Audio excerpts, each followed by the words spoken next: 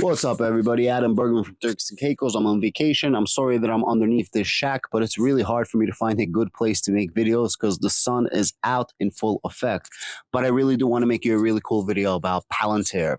There's some news that came out that there is and I quote, consortium of UK technology businesses that have previously worked in the past with the NHS that all of a sudden, after the bidding process, after the bidding contracts, after the bidding point of time that you can actually bid is closed, and we're supposed to get an answer in autumn for who wins the NHS contract, probably Palantir. All of a sudden, this consortium of UK companies wake up and want to bid on the NHS contract. Can I please ask you a question?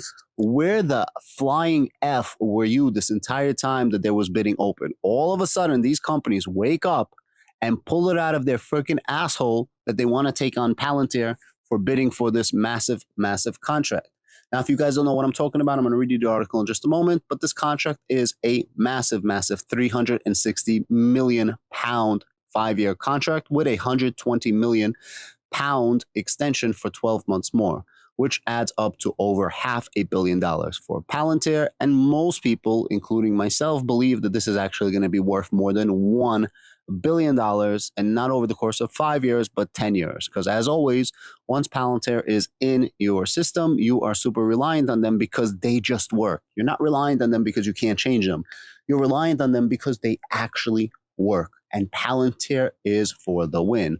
Once you use Palantir, they just make you so much more efficient. There was literally a report that just came out. When you use Palantir, you're getting a 3x return on your investment. The article just came out. I did a full video on that. I'll show you the article in just a moment. Let me read you this nonsense article about the consortium of UK big business tech companies. All of a sudden, they realized, hey, we can make some money. Let's start bidding after the bidding is closed. It's absolutely ridiculous, and we all know where this is coming from. Peter Thiel is the founder of Palantir, and Peter Thiel is one of the large investors of the Republican Party, and Peter Thiel is actually friends with Donald Trump. And you know, Donald Trump is responsible for everything that's bad in this world, so why not screw over Palantir that actually saves lives and actually works, and let's give it to some company that's absolutely inferior to Palantir and that won't be able to save lives. You know, it's just like absolutely freaking ridiculous and so freaking stupid and dense. Let me read you this article. Let me know what you guys think. The UK consortium takes on Palantir for a 480 million pound NHS contract. The group argues that it can provide software for less and better safeguard patients' data and challenge for the US frontrunner. My question is, if you can provide this, where the F were you this entire time? All of a sudden you woke up and pulled this out of your ass that you can take on Palantir is absolutely absurd. Let's keep going. A consortium of British companies is taking on US based Palantir in the bid for the 480 million pound NHS contract to build the health services operating system. The companies, which include Vorer Health Technologies, Eclipse, and Black Pear, told the Financial Times they could provide software at a fraction of the cost budgeted, while also safeguarding UK patient data and reinvesting into the healthcare system. I don't doubt that these three companies together, why would you use three companies when you can just use Palantir, can provide some sort of software. But can this software be truly transformative? This, I don't know. Palantir's strength is not that it can comb through your data. Palantir's strength is that not only allows you to comb through your data, but it allows you to use that data in a transformative way that actually makes a difference, that actually solves a problem, that gives you the ability to be proactive instead of reactive. And I'm sure that these three companies cannot provide the same level of quality, cannot provide the same level of service, and their capabilities are just wanting compared to Palantir. The three companies, which say they will also work alongside a number of UK universities, have supplied IT to the NHS for decades and currently manages the health data of more than 30 million British patients between them. The group hopes to compete against Palantir, the $17 billion data analytics company led by Chief Executive Alex Karp and co-founder Peter Thiel, the tech investor and prominent backer of the U.S. Republican political candidates. Guys, like, I'm not even reading these articles before I, read them to you. And I already knew that they were going to mention Peter Thiel and they were going to mention the Republican Party. I'm just shocked that they're not mentioning Donald Trump. It's freaking hilarious.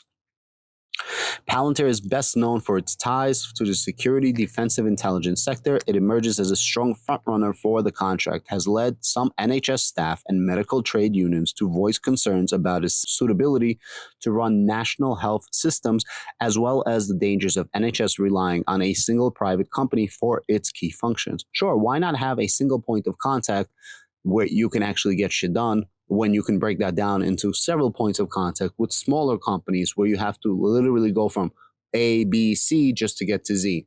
Palantir is from A to Z. It's so crazy. It's absolutely insane. And I quote, "We know that the NHS is a very complex system and different from other healthcare systems around the world, particularly in terms of its meticulous protection of patients' data," said Julian Brown, chief executive of Eclipse and a practicing general physician.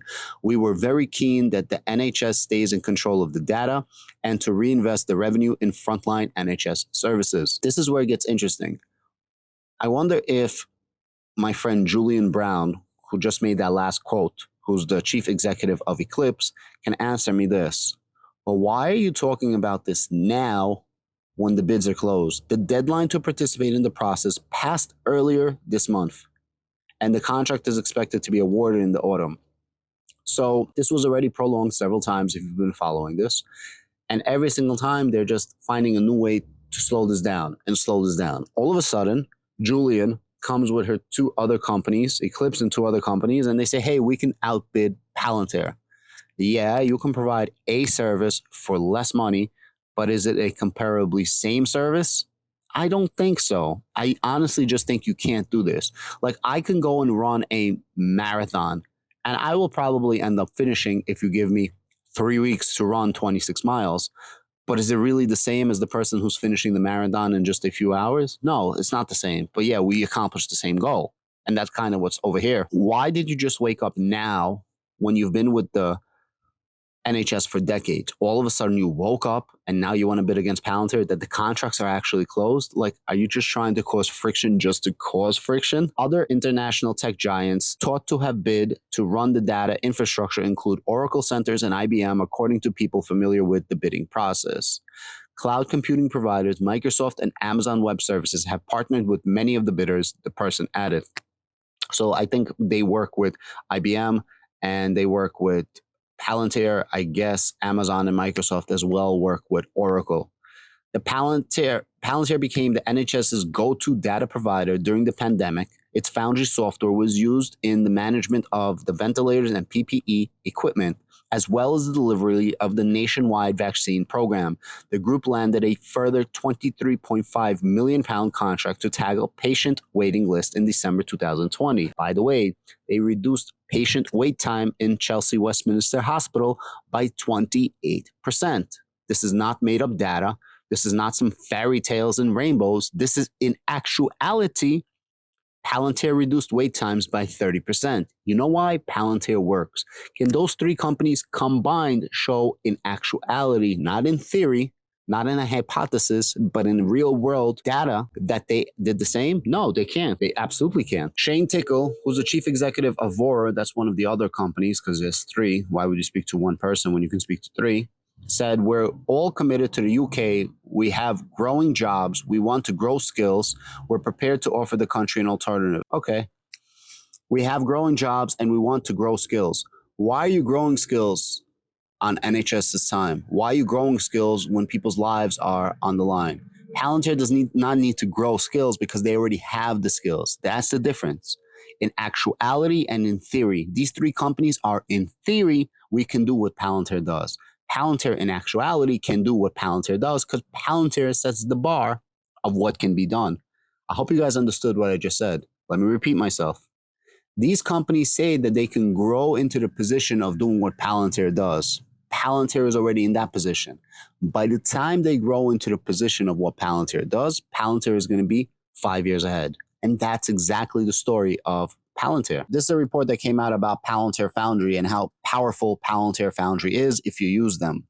Shout out to my man. So they took 4 huge companies in 4 different fields, and they came out with data of how effective Palantir is. Return on investment, 315%. Benefits, 345 million.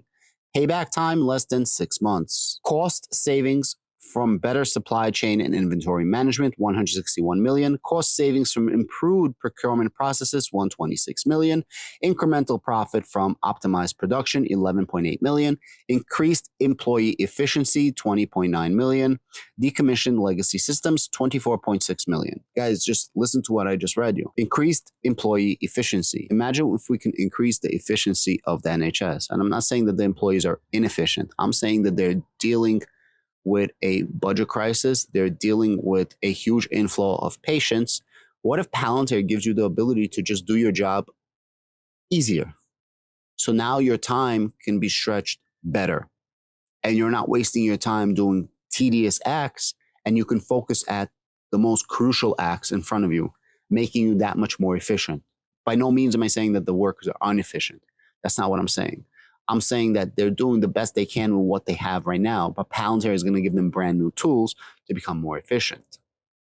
It's not just me saying it, the report is saying it, and there's countless of different reports coming out about Palantir. Guys, at the end of the day, you need to kind of, take away the smoke and mirrors when it comes to Palantir. And Palantir is literally the only company that can do what Palantir does. They are the gold standard of AI, data analytics, and machine learnings. And they have something that nobody else has, the digital twins. And make no mistake about it, that is an extremely powerful tool. I just find it quite funny that these companies, all of a sudden, after working with decades with the NHS, all of a sudden wakes up and says, hey, we can do what Palantir does. It's funny. After the bidding process stops. Sounds a little suspicious to me. Guys, please enjoy this video down below for more entertainment, education, and some fun laughs. And I will talk to you guys later. I'm about to go swim.